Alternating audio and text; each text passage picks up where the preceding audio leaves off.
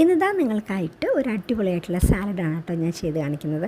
കുട്ടികൾക്ക് സ്കൂളിലൊക്കെ കൊടുത്തയക്കാൻ പറ്റുന്ന സൂപ്പറായിട്ടുള്ളൊരു സ്നാക്സ് റെസിപ്പി കൂടിയാണ് ഇത്. പെട്ടെന്ന് തന്നെ നമുക്കിത് ചെയ്തെടുക്കാം കേട്ടോ. പച്ച നെൽക്കടല വെച്ചിട്ടാണ് ചെയ്തെടുക്കുന്നത്. അതിലേക്കായിട്ട് ഒരു കപ്പ് പച്ച നെൽക്കടല ഞാൻ എടുത്തിട്ടുണ്ട്. അത് 3 to 4 മണിക്കൂറോളം വെള്ളത്തിലിട്ട് കുതിർത്തിട്ട് അതുപോലെ നല്ലതുപോലെ കഴുകിയതിന് ശേഷം കുതിർക്കാനിടണം കേട്ടോ.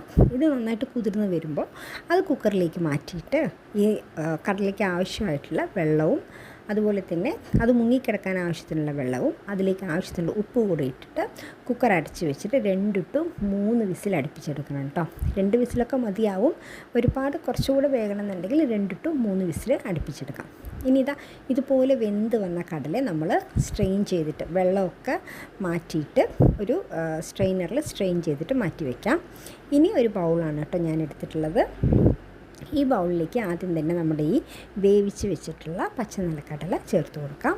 ഇനി ഇതിലേക്ക് ചേർക്കുന്നത് ഒരു അര സവാള ചെറുതായിട്ട് കട്ട് ചെയ്തിട്ട് ചേർക്കുന്നുണ്ട്. അതുപോലെ തന്നെ ഒരു ചെറിയ തക്കാളി ചെറുതായിട്ട് കട്ട് ചെയ്തിട്ട് ചേർത്ത് കൊടുക്കാം.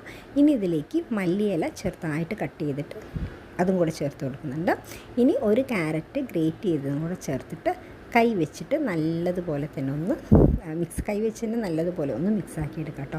ഇതുപോലെ ഒന്ന് മിക്സാക്കി എടുത്തതിന് ശേഷം ഇതിലേക്ക് ചെറുതായിട്ട് ഉപ്പിൻ്റെ കുറവുണ്ടായിരുന്നു, അതുകൊണ്ട് ഞാൻ വീണ്ടും ഉപ്പ് ചേർത്ത് കൊടുക്കുന്നുണ്ട്. ഇനി ലാസ്റ്റായിട്ട് ഒരു വലിയ നാരങ്ങയുടെ ഒരു പൊളി കൂടെ സ്ക്വീസ് ചെയ്ത് എടുത്തു കഴിഞ്ഞാൽ നമ്മുടെ അടിപൊളിയായിട്ടുള്ള സാലഡ് ഇവിടെ റെഡി ആയിട്ടുണ്ട്. കുട്ടികൾക്കൊക്കെ സ്നാക്സ് ബോക്സിലേക്ക് കൊടുത്തയക്കാൻ പറ്റുന്ന ഒരു അടിപൊളിയായിട്ടുള്ളൊരു റെസിപ്പിയാണ്.